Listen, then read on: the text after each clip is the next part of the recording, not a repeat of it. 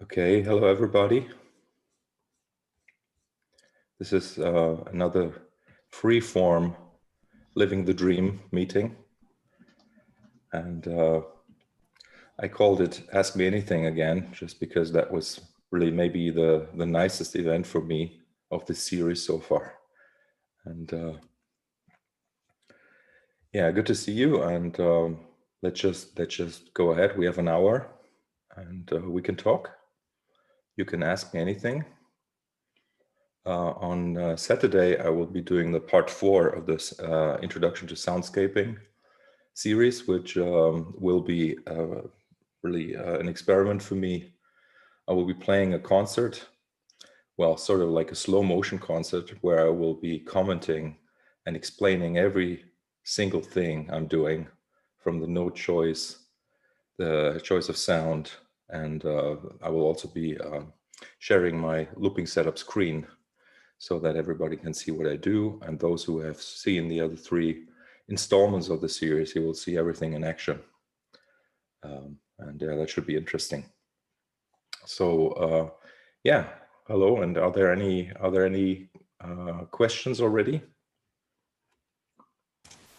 Yeah, I have one. Hi. Hi. Are you going to put the third soundscape installment online so I can hear it again and take notes?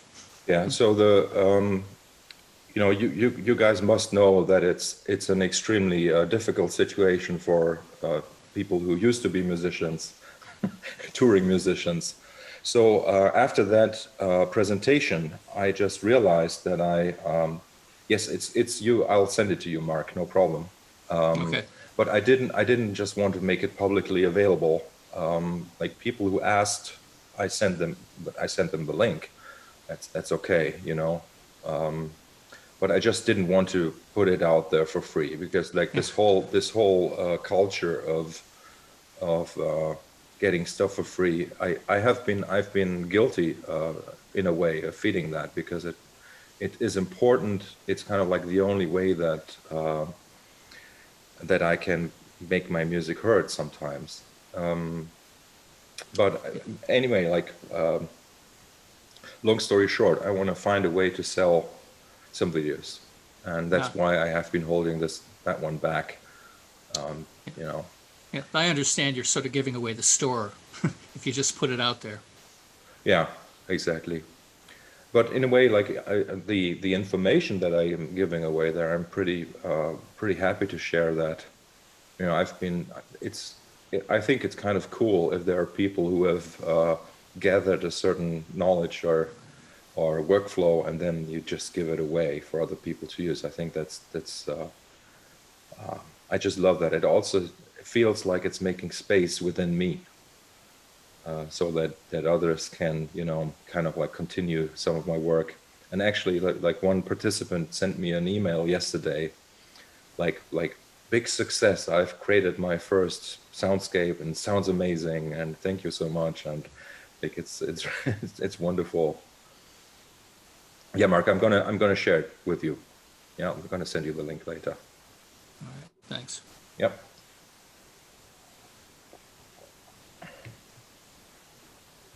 And Markus, I was wanted to ask. I was really enjoying the string quartet, your Heartland string quartet, the other day, and I know that having attended some of the introduction to soundscapes that you compose in that format, I was really curious whether there was what type of composition techniques did you use for the string quartet, and did you use computer composition, or was it old-fashioned writing out the notes on paper?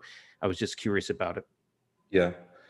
In a way, that is one of the most complicated things to answer, because all my life I've been researching towards being able to do something like the string quartet, and basically if you follow my work through the years, I could point out to you where like a certain technique was employed, or where I discovered a certain procedure, let's say, And I, like in my head, I still have the whole story of how these things came about. But even already with Todmorden 513, which I'm not sure if you know that, it's a big orchestral piece that I wrote in, I can't even remember when I wrote it, 2009 or 10, something like that. And then it was performed by an orchestra in 2013 by the Colorado Chamber Orchestra. And we actually made a film about that. There's a documentary called Breaking 513 that is on my YouTube. And it was then that I realized, like, even though we had like 80 minutes of of film, how utterly impossible it was to explain how it came about, how the composition worked. So really, it all goes back to my early teens, I would say. When I got interested, I read a book called Gödel, Escher, Bach by Douglas Hofstadter, which is kind of like a classic. And there was, like, he presented this idea that information can be isomorphic. So you can have you know, like a name written down in letters, and then you could also like code the letters to be pitches, and you could play them on a piano, and like basically you could, in a way, you could kind of assume that is the same information that's encoded into that. And it led me to making first experiments with ASCII code, translating ASCII code to MIDI, and at that point I realized, okay, yeah, it's possible, but it doesn't work. It doesn't sound like music. It doesn't satisfy me at all. It doesn't create an interesting sound world. It seems to be removed from music. And so that's when my quest started to find this, you know, what really makes music. And the answer is so simple, and I'm kind of feel bad that it took me, like, I think maybe 2 decades to figure out what really is going on. But it's the relationship between the notes where the music is. So, and we know that it's rhythm, and it's intervals, and it's chords, and like your harmony, melody, rhythm, right? Like what, you know, some of the basic building blocks of music. And so once I figured that out, I had also, like when I was maybe 18 or 17 or 18, I had a really kind of an okay informatics teacher in school. And he presented sorting algorithms to us. I'm not good enough to explain, but anyway, like these sorting algorithms, they use this idea of recursion, like where the same principle gets applied to something, to a set of data, let's say, and then the result of that is going to be put into that same function, and you would basically build trees or branches of relationships. And you know, that where I noticed that it's kind of like a branch or tree of relationships, I said, okay, maybe there's music in this. And then I started to, rather than sort you know, words according to the alphabet, I simply put you know, MIDI notes in there. And the very first results that I got, they were already quite interesting. And I realized, okay, there's actually something in here that I would consider musical.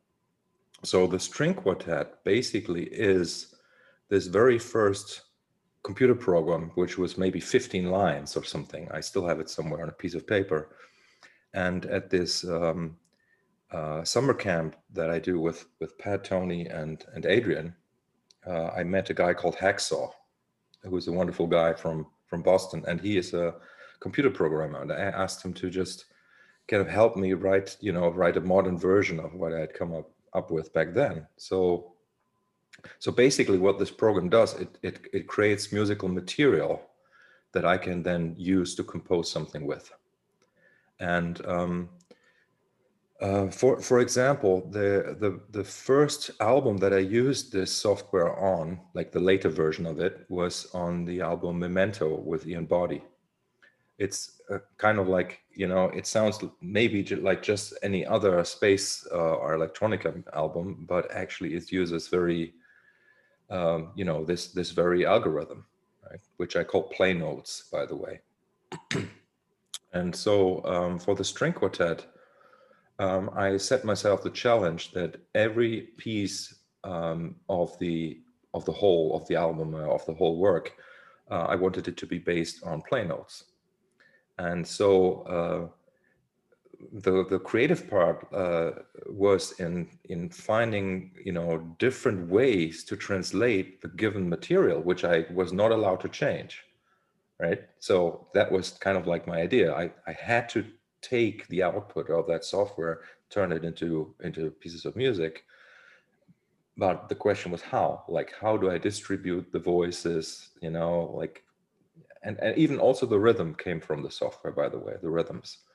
So yeah, that's really how the string quartets came about. And in a way, they're like the culmination of my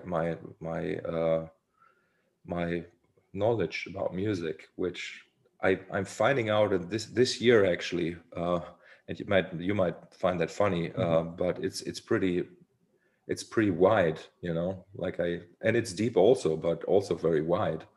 And I also think that the string quartets are maybe like, yeah, I don't want to say the best thing I've ever done, but somehow it's like the most developed. You know, I was basically allowed to make this work, and yeah, I'm very happy about it. It's, for me, it's already so far in the past, and as you know, when you put an album out, or if you're creating any sort of music, not even as an album, it has a very rather short shelf life. Right. You know, in the way that you get feedback from people. So Jerry, it's just wonderful for me to hear from you now, like 2.5 years later, that you listened to it and that you enjoyed it. It's really important to me. And I mean, it's the concept, or the way that those pieces were composed. It would take a course that would last like 2 years Oh, wow. to explain that. Yes. Yeah. So, Yes. but and some people who are here, who are my students, they kind of understand that a lot is about what you do with what you got. So it's really, and then in the end, what it comes down to is even like I'm using this word now, even though I don't think it really fits, but it's kind of like the attitude, like how, like if you have some dough, you put your hands in your dough, you could say, like, the result is different depending on how much love you put into the dough with your fingers or with your hands, right? And I think there's some truth to that.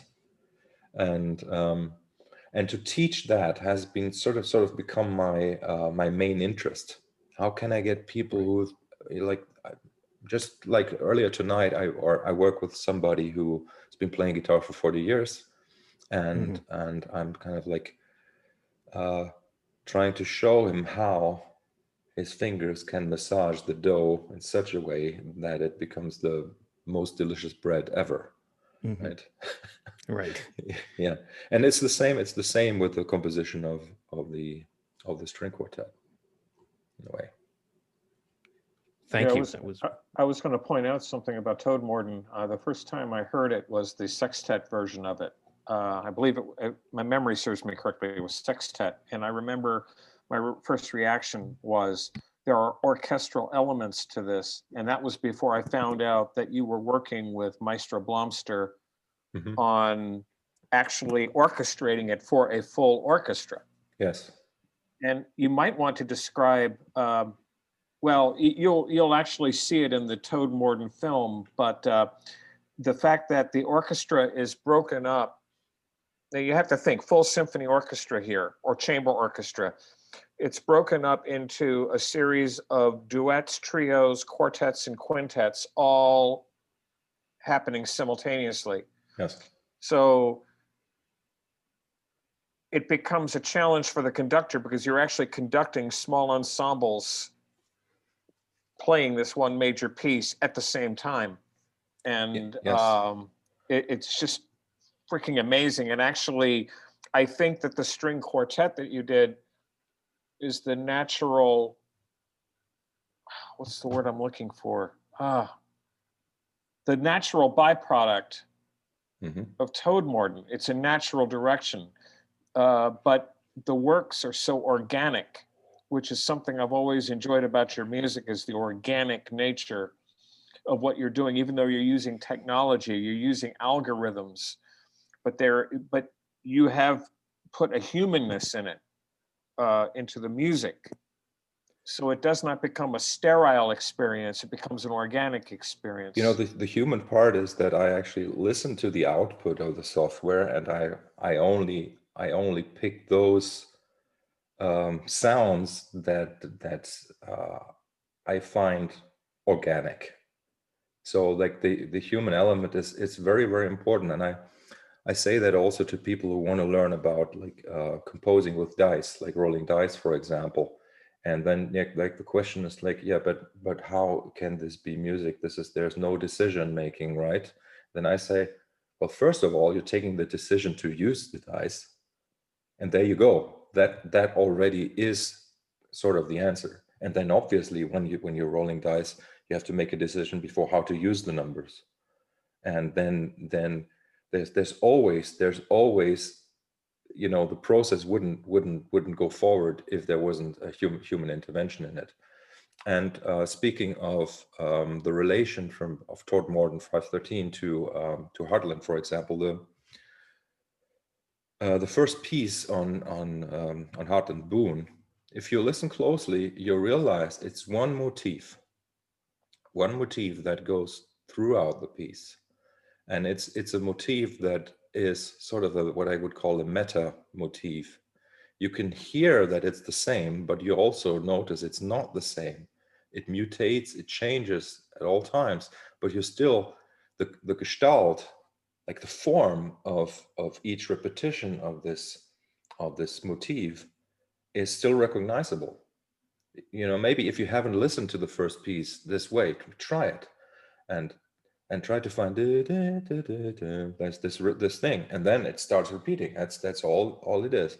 But what happens is, and this relates to Toadmorden 513, is that there's never ever really one instrument that plays the line that you can hear. The lines are broken up between the instruments. So for example, it's something you could do yourself. Let's say you write music, right? Like three lines of music, and they are supposed to go together. And then you can cut them up. You could literally cut them up with scissors, and then you're applying a rule, which note goes to which voice. Like the one that used to be on the top, maybe like in the first position, it will be in the top. And the second position, or the second note, will go to the second position here, and then the third one will go here. And you would basically create, that would be a spiral, for example, right? Like a spiral distribution of the voices. And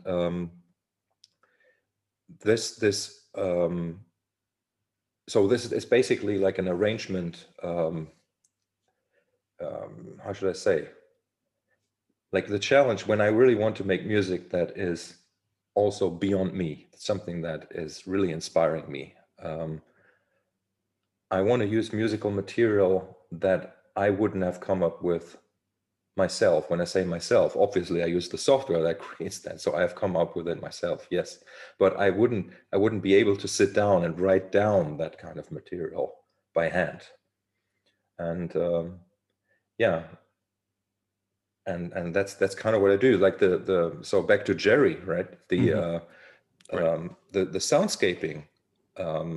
If you've been there, if you were there, also Yes. relies on what's called feedback.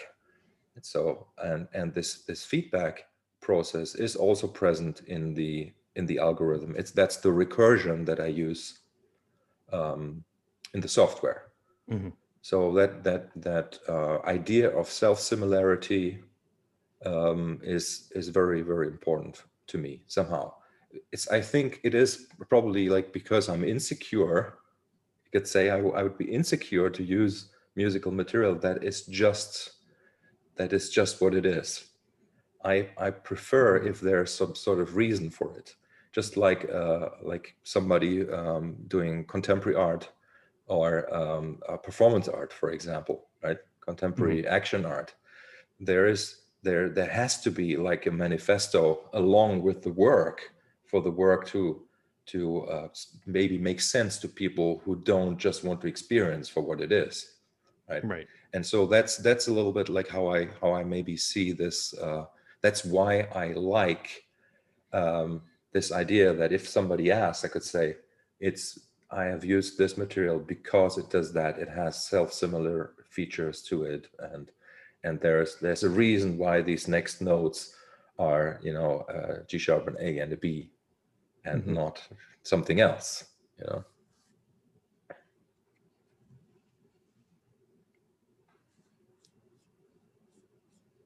So feel free, we can continue here or we can do something completely different. Hey Marcus, Thad Kirk here. How you doing? Hey, how are you? I'm good. Philadelphia representing here. Tim Do you still live in Ocean, Philly? What part of Philly? I'm in Center City here at the moment. Yeah, I was right up City Line, up in Broomall. Oh, I live in Springfield. How funny. Yeah. Anyway, Marcus, a few months ago, I downloaded Truce and then the accompanying 5.1. And I will say that I have not yet properly listened to the 5.1, partly because my system, anyway, it's a long story. But your take on 5.1. Sometimes I listen to content with 5.1 and I think of it a bit as a novelty. Maybe my brain isn't set up yet to expect sounds coming from those places, or the nuances of other sounds coming from places. I don't know. I'm just throwing that out there. Your comments on what 5.1 does to your stuff versus traditional stereo output. Yeah. So like my main motivation is that I have found out over the years that there's a big disconnect between what engineers and the audience considers to be an interesting multi-channel mix versus what I as a musician would like to hear. And there is actually this example of some of you may know King Crimson, and there's this Room EP, which kind of was stereo, but the idea was to put one band in the left channel and the other trio on the right channel. And that was kind of like my first exposure to something like that. And I listened to it, and the funny thing was, like, even though the concept sounded exciting, it didn't really work that well. Because I find that recorded music is not, it can't ever be real. It's recorded, and there's this whole idea in audiophile circles that there's something like a natural sound. That in German, der natürliche Klang is what you hear when people talk about audiophile recordings. I believe that if something has been recorded, it is it's being removed from the room that it was performed in, and it's being played back in another room. So what I like about immersive audio, and that doesn't have to be 5.1 or quadraphonic, that can actually just be stereo, because that is multi-channel, right? What I like about that is if I get the impression that the elements that I'm hearing actually gel, they come together to form, like, for example, like if I eat a meal, I want the ingredients of the meal not to be separate dishes, right? I mean, they should kind of like become one thing. Yeah, it's not two separate things that don't go along with each other, and that's how I see music in general, mixing music. So now comes the question: okay, what happens if people have more channels, right? It can only, in most cases, get worse, because if you have these channels, you can separate more.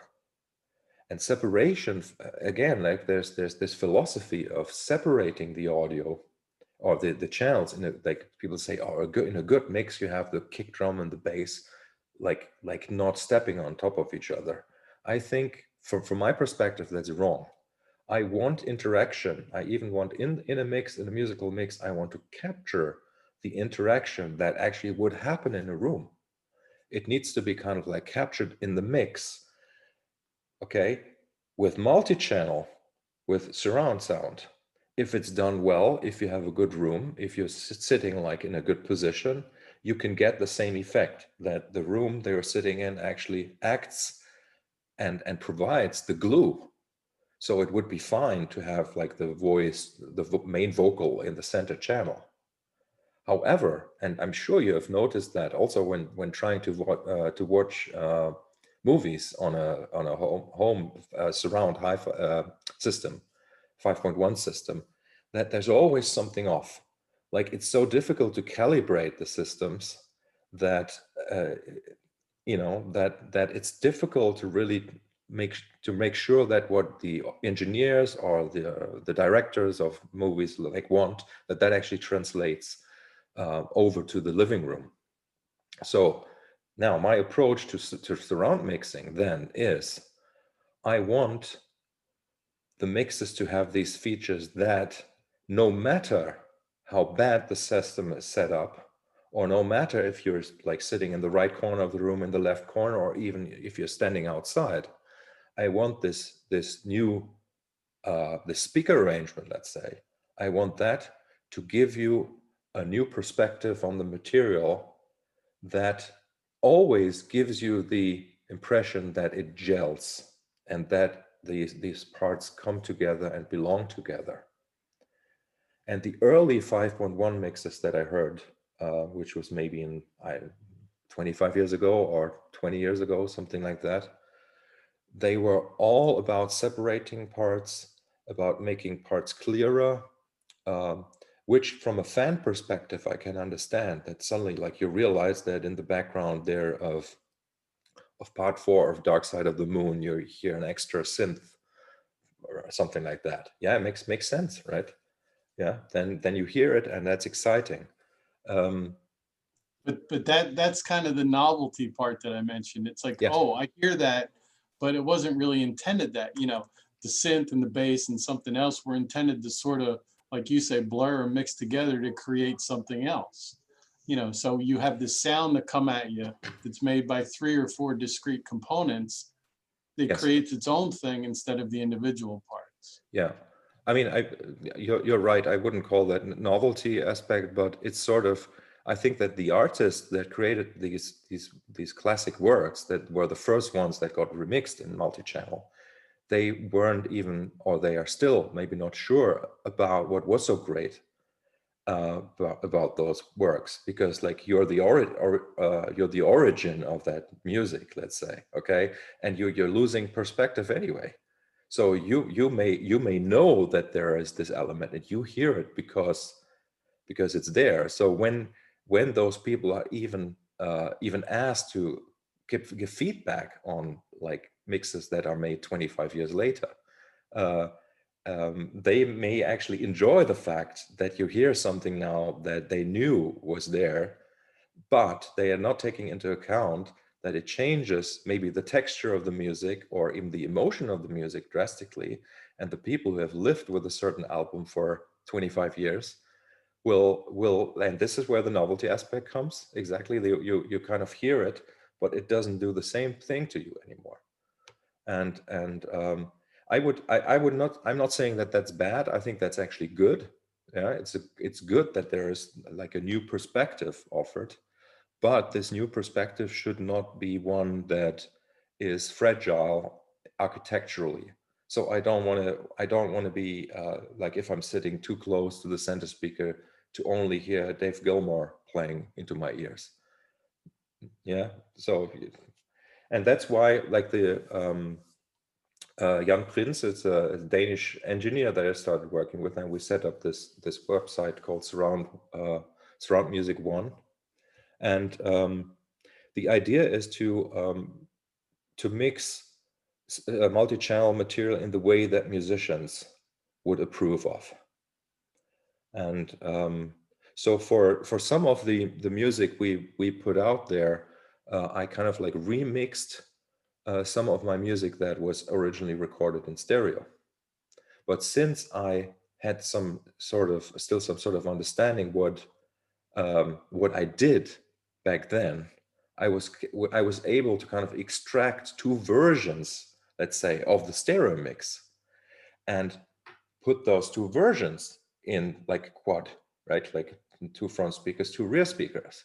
And that way you still have the original mix, but you are also capable, like by moving around, to sort of have some sort of influence on the mix.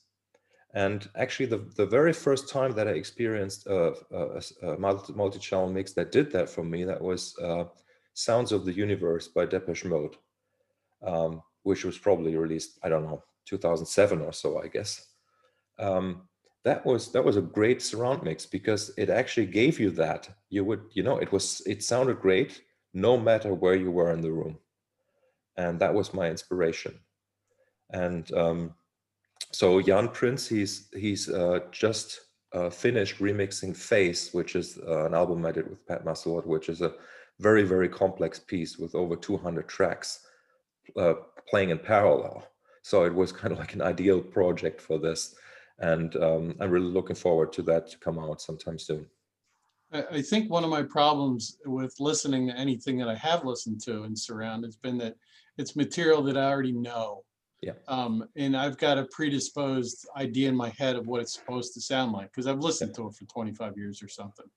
So I'm looking forward to sit down with something like Truce that I'm not real familiar with yet, and see if that changes my perspective on it. I've had this discussion with Larry Fast about him reissuing some of his Synergy stuff, and he's raised some of these same questions. Yeah. No, I talked with Larry about this as well. Last time I met him in New Hope, actually, I think. Right. Yeah, he's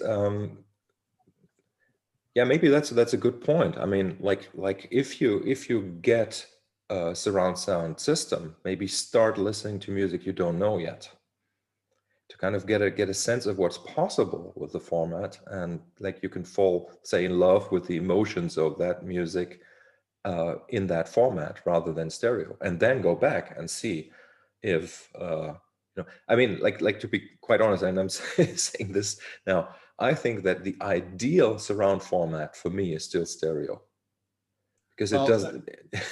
Yeah, where I work, we used to do these recordings of live small classical performances, and it was typically a string quartet or whatever. You'd have 5-6 musicians on a stage, and we'd go out and we'd record them with 2 microphones, typically an M+S recording, and then we put it together later in the studio.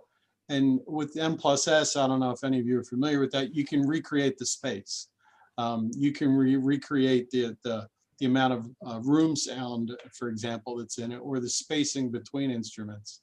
And that was always sort of an engineering challenge when we go in the studio and we go, okay, how big do we want this to be? How much, was this performed in a big room? Do we want it to sound big? Do we want it to sound close and tight? And that was one of those things, while that was still stereo, that was, we were manipulating space when we did that. Yeah. Because you see the string quartet Heartland, we also released that as 5.1. And actually I think it's a stunning recording. It's unbelievable, and especially the 5.1 version. However, when I promoted it on some surround music forum and people had listened to it, they didn't like it because it didn't have the gimmicky features that they expect from a 5.1 mix. It was actually a real 5.1 recording. Like the microphones in the room, those are the microphones you're hearing. You're hearing the rear microphones, and you're having an actual representation of what happened in the church that we recorded it in. But that doesn't really speak to people that much. Again, like maybe the novelty factor is something that we just need to take into account as something that people like and enjoy, and it's okay. I mean, and that's why I like the surround mixes and making of my music. I'm quite happy if they're if they're different, slightly different, as long as, to me, they still convey the same emotional response or similar emotional response. Yeah, but there's some that find, for example, the first Pink Floyd album, uh, A Saucer Full of Secrets. They released it originally in mono, and then they did a stereo mix of it. And there are many people, I've read comments, that find that vastly inferior to the mono mix. And There you go. I happen to have heard another mono mix that totally amazed me because of the clarity of the instruments. Was the Bobby Fuller 4, and it was a new edition of that in the original, but it's a cleaned up monophonic mix. And one of the comments, I was in a chat room with an online radio station that we made, was that all of the instruments were so clear, but it was not a stereo mix, but it was just amazing how clean and crisp it sounded, you know? So it's, Yes, yeah. where does And- binaural fall into your, to pick up on what T. Kirk was asking, binaural recording with the idea of how that registers the music, the way the human ear hears it? About that, I've watched the Todd Morton documentary a few days ago, and I noticed the sound engineer had the skull microphone. So was Yes. that recorded the whole concert in binaural? Yes, Yeah? yes. And Okay, so the headphones is better than speakers then, right? yeah, so the live recording, also this excerpt you can find on YouTube, that actually has the binaural recording, and it sounds amazing. I mean, to me, I'm still I favor the recording, you know, the binaural recording of the world premiere over the studio recording we did a couple days later, because, like I said, if you're using multi-track or multi-channel approaches, you're sort of losing the room, and you have to create a new one, which is wonderful, which I love doing. And that's like kind of an art in itself.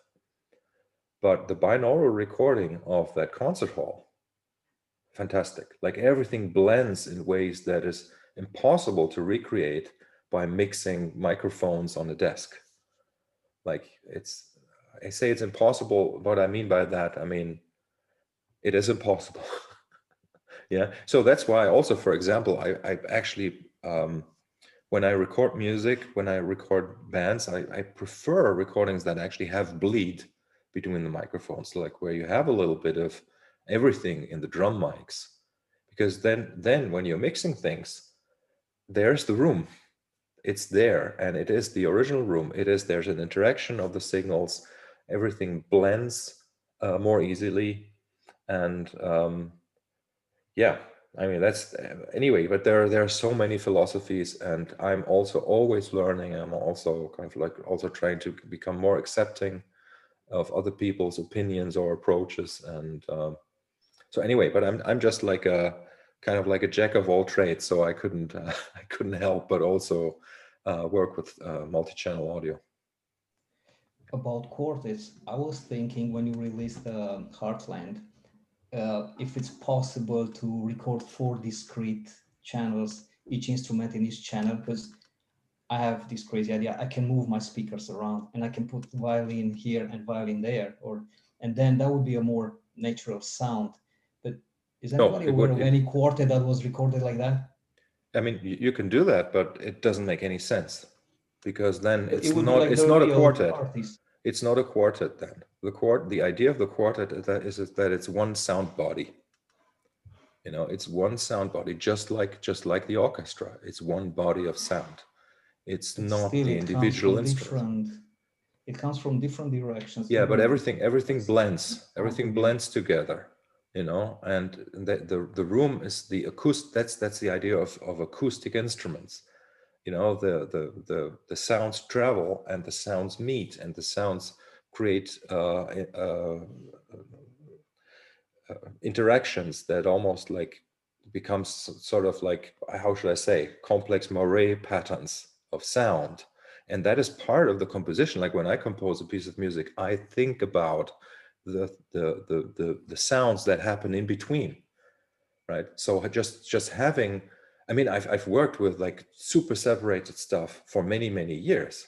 And don't get me wrong, I like it. And it would be possible to create a mix of like a tuner album, like super, or central zone album or something super discrete, right?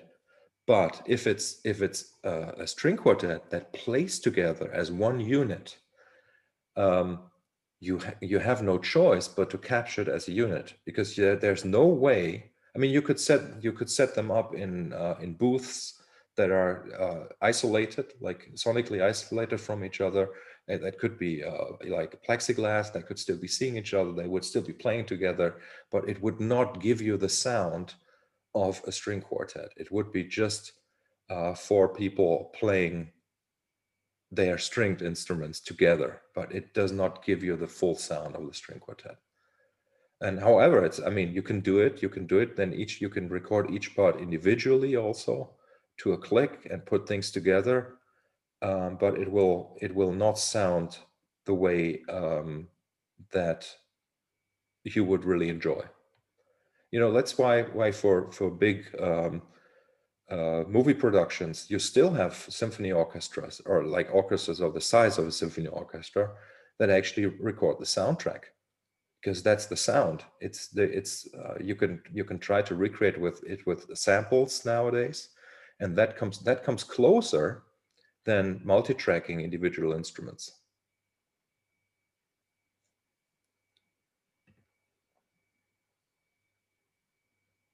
Yeah, and like having like, I mean, I can do that for you, Zorin. I can create a discrete mix of something for you, so you can try it out. I wanted to do my own mix, basically. Yes, but yes. I'm moving the speakers, right? Not Yes. a proper mix. Yeah. 4 microphones, 4 musicians, each one with their own microphone, not in separate booths. I was wondering if it's been done, or any that kind of Yeah, you mix. can, but you can do that even with the Heartland recording, for example, because there's 5 channels. I can't even remember. I don't think we used the sub channel, but you can try it there, because you have the microphone, the microphone in the middle, the sides, that's in the front and the center, and in the rear you have the microphones in the back of the hall, and you can kind of put the cello further to the right by simply moving the speaker. You can. Yeah. Yeah. Something like that. Yeah. Yep. That's why I like to experience that recording in the car, because taking a long drive with it, and the way the speaker setup is in my car, you have the center channel exactly like that. You've got the 2 on the side, and it's coming from the rear. So I'm hearing that full effect. It's sort of like I'm sitting right in the middle Yes. of the musicians, and I'm Yes. hearing this beautiful interplay. Yes. Yeah. I was going to say, I have the unique experience of traveling quite a bit. So I'm always looking for various things to listen to Marcus's music on, primarily like an iPod, a small unit from the 80s.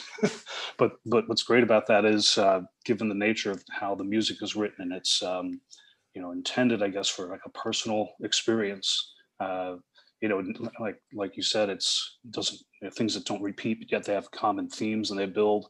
So I kind of pair that with the obvious experience would be like Bond, watching a beautiful moon in the sky and just having a great experience with my girlfriend, but focused completely on the music. And it does have, Marcus, I've heard you talk a lot about like healing qualities and whatnot. I mean, it definitely has that impact for me, because I think I take the approach of like with an intent. But do you feel that you write with that intent, or just leave it completely personal to the listener? I mean, take whatever experience they can individually. I guess I leave it to the person. Yes, Yeah. It's difficult to say. I guess like part of my being is probably designed to maybe do what I do. I don't know. It's really difficult to say, but it's not that I intend to change anybody. If we, want to bring healing down to that level, just change, But for me, it's I want to be inspired. Let's say that's kind of like maybe my nature. Nature's I like to get inspired, to be inspired. And it turns out, and this is like what I find out, like what I do inspires people. And I mean, without a doubt. that's amazing. I mean, like, Yeah. I Well, know. and that could be the healing. I'm not necessarily saying with purpose to change people per se. It's more, it impacts them. And there's no doubt about that. And I think that, my experience is, it's always been inspiring. It's always been, like I see a bigger picture of what you're doing. And, I know we were talking about from the oral sense and how it's framed and shaped in a room and whatnot. And there's a piece of that I enjoy too. But I think for me, it's more on the conceptual level and the personal level, but because it inspires me. Yeah. So, when I'm in a sort of down mood sometimes, like a little bit depressed or so, and I think about what I do, and I'm being totally open here. What happens to me sometimes that I think about how much I seem to inspire people and how little I get inspired by other people. And that I only have this thought when I'm depressed, right? So you have to understand this, but it's kind of really, maybe what that means is that I'm sort of looking, I'm always looking for inspiration, like being inspired myself, and that's why, in a way, maybe I want to force it by kind of putting this out there. But that And alone can be inspiring too. yes, that you inspire people. yeah, and it's interesting. I think music and like psychology and health and all of this is it is all, you could say it's all the same thing, or you could say it's it's like different aspects of the same thing. And in a way, I'm still trying to figure out how things are. And like some of I've become a father for the first time a year ago. My daughter turned 1 last Thursday, and it's just incredible, because things have changed so much, and things have. I say things because I don't even know what I'm trying to say, so you have to fill that in.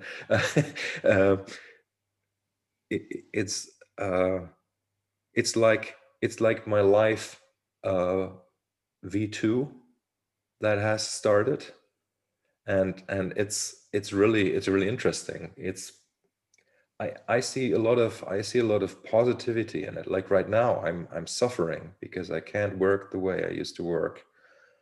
Obviously, I can't play shows. Like everything has changed for me,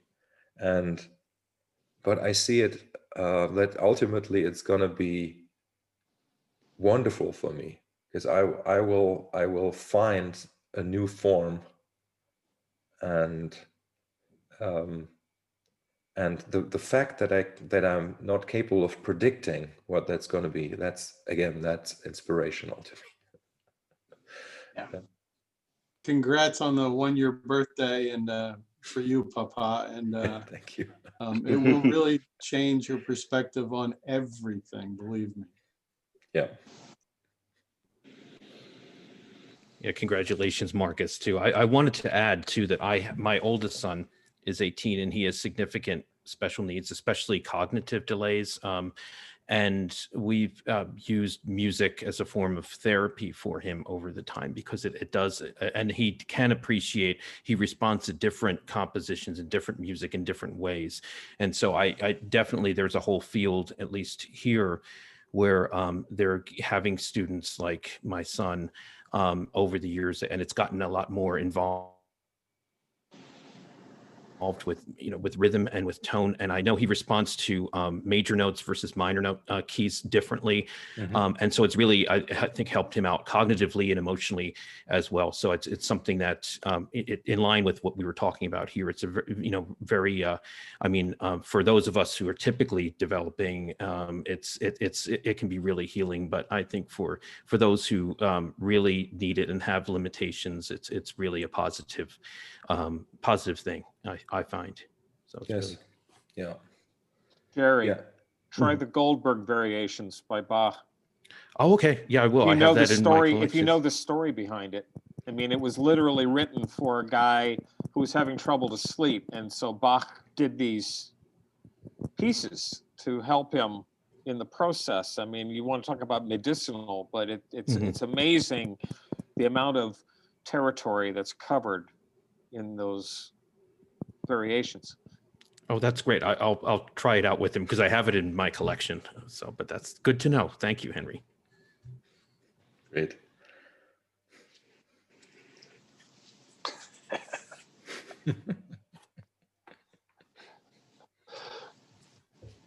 Marcus, what's on your agenda? What's coming up? What projects do you have in the works? Yeah, I was just, further to the idea of healing with music. Obviously, like a big part of my day, I'm thinking about or trying to find ways to make a living nowadays. So, my first thoughts, they come to activities and ideas and services that I think I'm good at.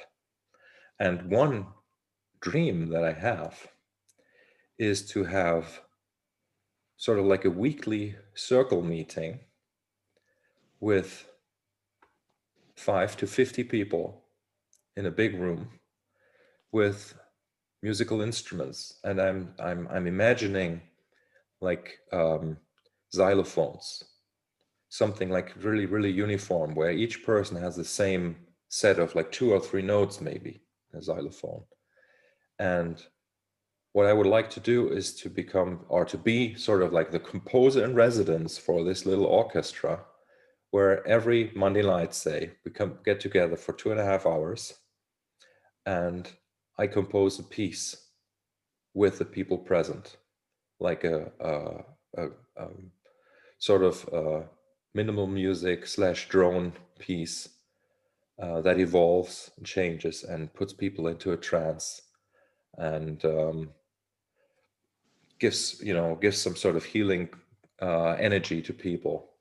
That's kind of like a dream at the moment. But that, if you ask me what my future projects are, you see, I start with telling you what my dreams are, and that's sort of maybe also like what my personality is like. Like my dreams, they are already a reality somehow by becoming aware of them. And that's something I would like to do. And like something like a little more realistic is that in the end of November, I'm planning to meet Fabio and Asaf again, the 2 wonderful musicians that I recorded the Truce album with, and we want to record Truce 2 for Moonjun Records also. And that is this whole situation with recording Truce was sort of very special to me. Leonardo Pavkovic, he started talking about this idea that he wanted to present me more as a guitarist, because I don't know, as you can see, like this conversation that we have here, nobody would probably expect that I'm a rock star or rock guitarist or whatever, like more of maybe a professor or I don't know, but basically Leonardo said I should record an album that shows people that I can really play, or that I can even play in a way that nobody else can, and which I think is true. I didn't even have to do that, because I know that I can do that, but he kind of insisted, Marcus, you have to do this, and I'm going to present you this way and help you find more, more people that will enjoy your music. And the concept like completely worked out. And the funny thing was like my girlfriend, she was pregnant already when we recorded Truth. And somehow I feel that my daughter Uma, she is already kind of very much in that album somehow. Like her, what I kind of see as her personality nowadays. Uh, just the innocence, let's say. In a way, we found that in this situation recording at La Casa Murada, which is this place that Leonardo does these recording sessions at, we just got together and we played, and this time we were not going like completely free like we always do, I say, but there was like we had made the decision before that we wanted to have a click track, and that so that everybody like knew what the reference was, the timing reference. And Fabio, who is just one of the most incredible musicians I've ever met, he's kind of like the guy who comes up with melodies right away, and he just started playing his fretless bass, and he improvised these riffs, and Truth became just a life-changing recording for me.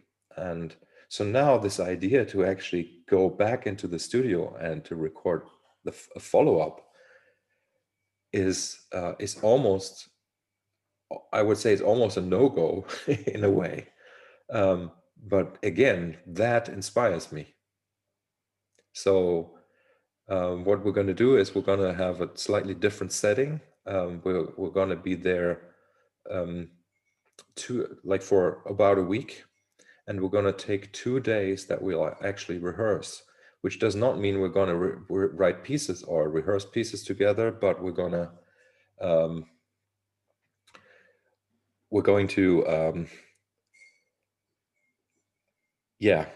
just play together but not record, because that is something completely different. Like the way it's been for me for the last, let me think, 24 years, was that every little noise I made got recorded, everything, because that was kind of like the amateur world I grew up in, where I could not afford not to record if I had the opportunity to record. So actually, like one of the first things I bought for myself when I got the Chapman stick in '93 and I started to become serious about making music was a DAT machine. I bought a Sony DAT machine like this size, and I started archiving everything. Like I have boxes and boxes of tapes, and so with like, just jump ahead like 25 years to Stickman, right? We play shows. Every single show gets recorded, not only by us, but also by people in the audience. I find these recordings, the bootlegs, online. I put them up on our official Stickman Bootlegs Bandcamp page. Everything always gets recorded. So believe it or not, the luxury that we're taking with Truth 2 is to play for 2 days without recording, and then we'll record. And I find that funny myself, I have to say, but it really is something that has been lacking in my life, just to accept that something can not be listened to again. And that's kind of like what I'm hoping will then make the Truth 2 recording something unique again. Yes, please. You have to unmute your microphone. Yes. I can't hear you at all for some reason. There's no sound coming, even though your microphone is engaged. So maybe there's something wrong with your settings. I'm sorry for that. I can see your mouth move, but I can't hear anything. Marcus, I'm gonna say goodbye to y'all. Good. Yeah, to yeah, chat no with you, problem. Phil.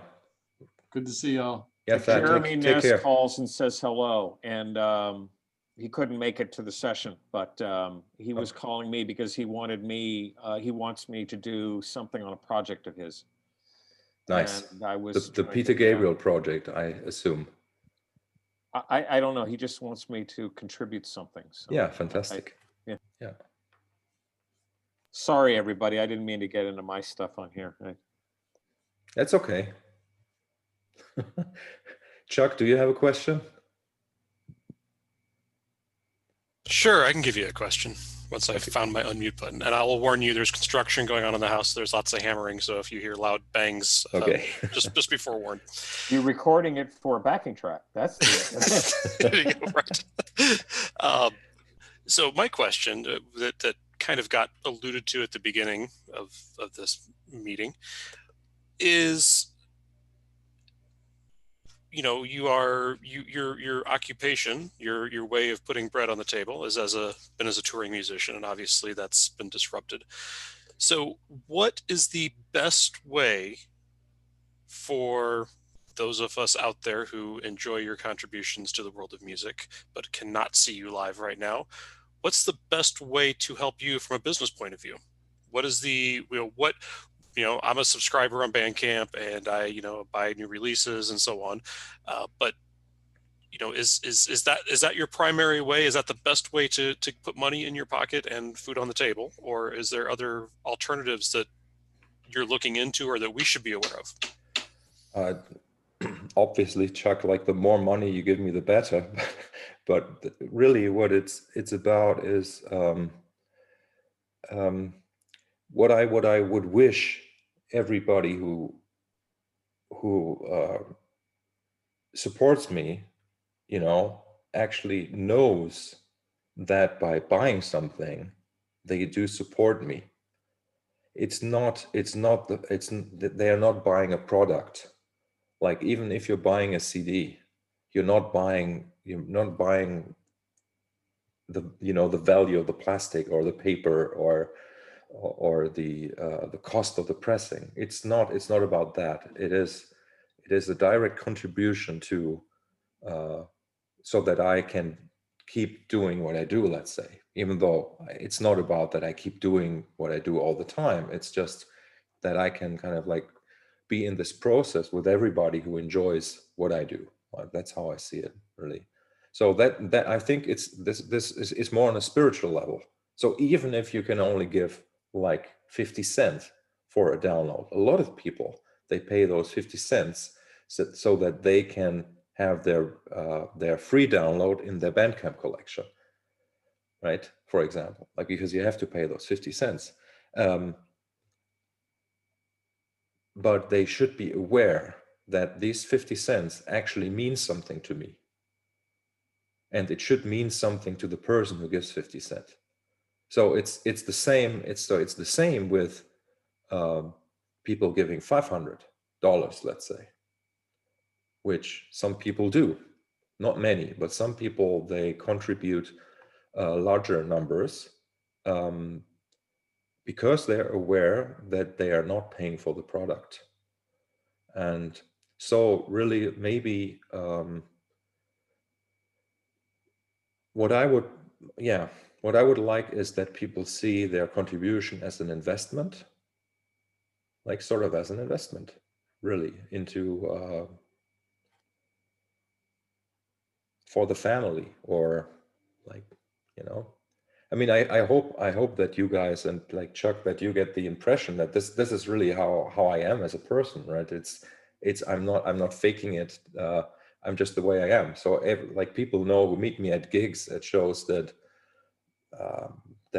I hardly have. I really don't understand how there could be this wall between like the artist and the audience, right? I think it's stupid. It's an old concept that the music industry created in order to make a lot of money, and by doing that, it destroyed a lot of souls.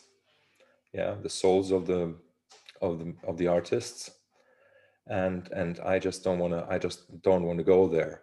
And so really, like, the best way is to buy on Bandcamp, on my personal Bandcamp. So just markusreuter.bandcamp.com, and then also the related artists on the Iapetus roster, because so the way it works is that so the related artists that are on Iapetus, they are sort of like, I distribute their music also. So the idea is that I'm sort of like also acting as a curator for other people, and I get a little bit of a percentage for sales, those people, because I think it's every single contribution we can make for good things to find, or good music to find new ears is important. So maybe there, Chuck, maybe if there's any way that you can make more people interested in what I do, then that's also something that may be even worth more than $10 for a free download. Well, I'm still going to take those $10, but you know what I mean, right? So and that has been really the opportunity to work with Tony Levin and Pat Masalotta was like, really, without that I wouldn't have had a career. And that started late. I was 38 when Pat asked me to join Stickman. Can you imagine? 38, like already an old man. That was 10 years ago. I'm 48 now. So yeah, the Stickman happened, the camp happened, the Three of a Perfect Pair camp, where I met wonderful people like, Henry, for example, and that has changed my life as well. And I know for a fact that it has changed the life of Tony Levin, for example. Like Tony, who grew up in the times where there was this much distance between artists and the audience, and for him to actually learn that there are like good people on the other side, let's say, it was a life-changing experience for him as well, for all of us.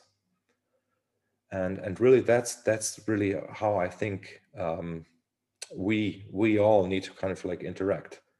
Like I'm happy, I'm very happy to make the music, and I'm happy to provide the inspiration, and some of you know how to make me happy so I can keep inspiring you. Yeah, but obviously streaming my music on Bandcamp or on YouTube doesn't put any money into my pocket, so that's completely out of the question. And you can always write me an email. You can take lessons with me, like music lessons or coaching, which has been a big thing for me during this year. And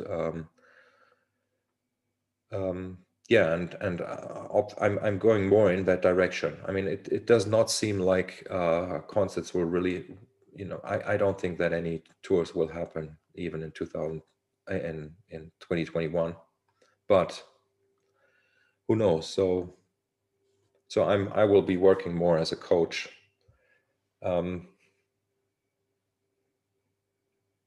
Again, like I'm talking to myself here, but like, even the word coach is kind of funny. Yeah. I don't know. I used to talk you up at open mic gigs that where I was doing sort of experimental stuff, and people would come up and talk to me, and I would kind of mention, and back when we could do that type of thing, that was another way of promoting you, because I would see people that would seem interested, and I would say, well, here's the link, you should check it out. Or I'd get their email and I would send them Breaking Toad Morden, for example. Mm-hmm. I've sent that to a few people on emails, links. And I said, watch this film. It's just going to blow your mind, And yeah, I did that with Heartland too. I did that with Heartland too. Yeah. I know that you do that, Henry, and it's much appreciated. You just need to be aware that it doesn't really stick with a lot of people. So well, yeah, I'm aware, but I'm throwing that out to everybody else. That's another means of, yes, if you could. Yeah. I know, it's frustrating. Don't get me on that topic. Yeah, Depresses but you know, I'm trying not to be frustrated about the way things are. I think the way things are is it's great, and this is like, this is where we are. This is where I am, and I certainly don't feel entitled in any way. Like, and yeah. Yeah, Chuck, that was like a 10-minute answer to a 10-second question. Fair enough. I just, from as an being outside of the industry, I mean, I know, there's a interesting book that was written by David Byrne Yes. called How Music Works, I believe. Yes. There you can probably hear the pounding, where he goes into the details of all the various record industry details and how all the financing works and everything. And obviously, I know that with Leonardo, you obviously have much better terms than what the traditional record label might have. But I just want to, again, I always feel like, number one, it's important to buy rather than stream. And number two is to go see the shows, because that's something that supports you in a good way. For sure. And obviously we're missing that entirely. So it's, I'm trying to help the artists that I appreciate greatly and that I know don't have, millions of record sales to fall back on and things. And so, I'm just trying to be sure that you can keep doing what it is that you do to make our lives better. That's what it comes down to. And what I didn't mention is the like the special editions and stuff, or signed copies sometimes. Like even if they're like way too expensive, like you sell something for $100, where the materials are worth $5, let's say, right? Like with a signature on it, then it becomes, it's all just a matter of like what I was saying, where it's important that you guys don't see these things as products, but as gifts, maybe, that you get for your contribution to the process, because that's really what it is. Like that little bit of money that is being, well, I say a little bit, but that, even that $100 that is being used so that the project actually could happen. And then maybe something, then you can pay your rent for 1.5 months, right? But that's about it. Like even for something where people pay $100. So it's it's interesting. And like the David Byrne book, I would say, I've read it. Okay, so I would say it's irrelevant. Like what that guy says is super irrelevant. It's from the olden days. It's been like he's even behind. He's behind in realizing that what he's talking about has been dead for 40 years, right? Like, because he was in that bubble, and I know that he's trying to demystify it, and he is demystifying it, but he comes also from a perspective of a person who actually had success, right? So he was being made believe that he is something better than others, even though that I don't know him personally, so I don't know how he is as a person, but that's what happens to people in the business. And I have to say, I'm so lucky that I've never had any success, right? Because like and it's strange when I say that, because often I find it's wonderful that I sit here and I can talk with you 9 guys, or I don't know even how many are here right now, but I feel like I'm fortunate that I can talk to you 9 guys.